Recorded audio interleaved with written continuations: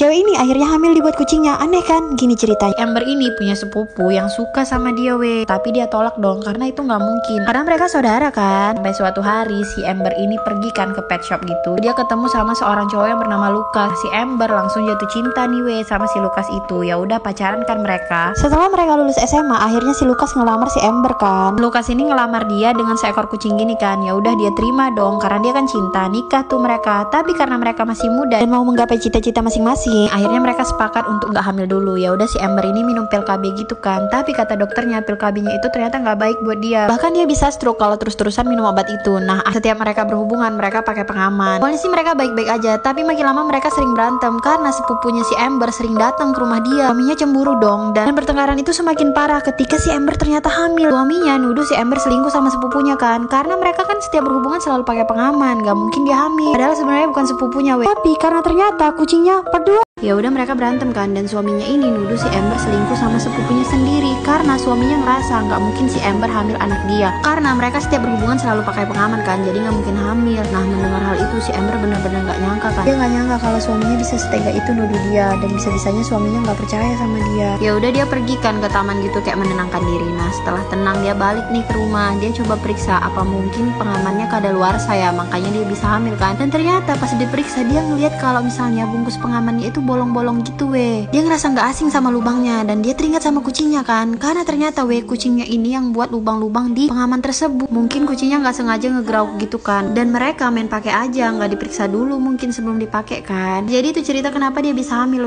karena mereka pakai pengaman yang udah berlubang gitu dan lubangnya itu dibuat sama kucingnya. Dia ceritain kan ke ibunya dan ibunya nyuruh si Ember ini buat jelasin semuanya ke suaminya dan minta maaf kan. Tapi ternyata setelah kejadian itu suaminya nggak pernah balik lagi dan ninggalin dia gitu aja.